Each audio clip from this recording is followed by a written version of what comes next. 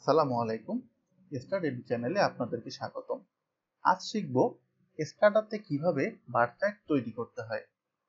আমরা সাধারণত ক্যাটাগরিক্যাল ভেরিয়েবলের গ্রাফিক্যাল রিপ্রেজেন্টেশনের জন্য বার চার্ট তৈরি করে থাকি।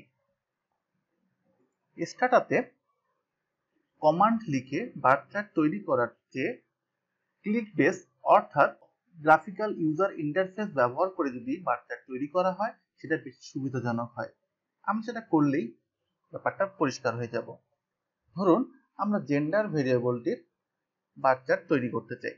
এজন্য যা করতে হবে, গ্রাফিক্সে গিয়ে বার চার্ট করার পর আমরা যদি এটা পার্সেন্ট আকারে দেখতে চাই, graph of percent of frequencies within categories, এটি ক্লিক করলেই হয়ে যাবে।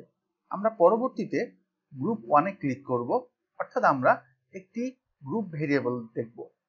জেন্ডার দিয়ে দিলাম, দিয়ে জাস্ট আমরা যদি শুধু সাবমিট দিয়ে দেই তাহলে দেখতে পারবেন একটি বার চার্ট চলে এসেছে। এটি খুব সাধারণ একটি বার চার্ট। এখন আমরা এই বার চার্টের মধ্যেই যদি আরো বিভিন্ন কাজ করতে চাই সেটা আমরা কিভাবে করব দেখুন।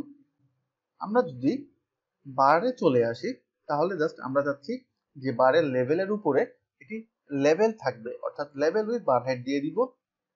আমরা যদি ওয়াই অ্যাক্সিসে কি লিখতে চাই, পার্সেন্টেজ,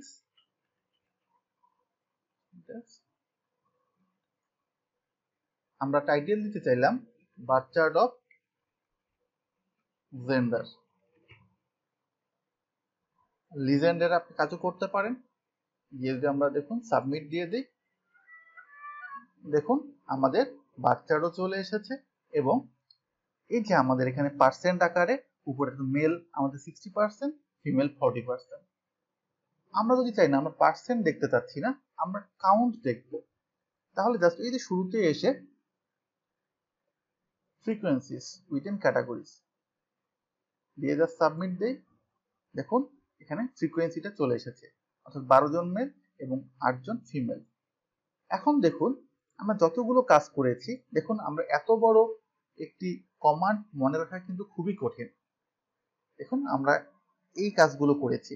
এখন যদি আমরা চাই অন্য একটি ভেরিয়েবলের ক্ষেত্রে আমরা করব, ধরুন আমরা জাস্ট জেন্ডারের ক্ষেত্রে করতে যাচ্ছি, জেন্ডারটি তুলে দিয়ে এখানে শুধুমাত্র আমরা ডিভিশন দিলাম, যদি আমরা ইন্টার দেই দেখুন ডিভিশনের ক্ষেত্রে বার চার্ট চলে এসেছে। এভাবে গ্রাফিক্যাল ইউজার ইন্টারফেসের মাধ্যমে আমরা সহজেই বার চার্ট তৈরি করতে পারি। ধন্যবাদ সবাইকে।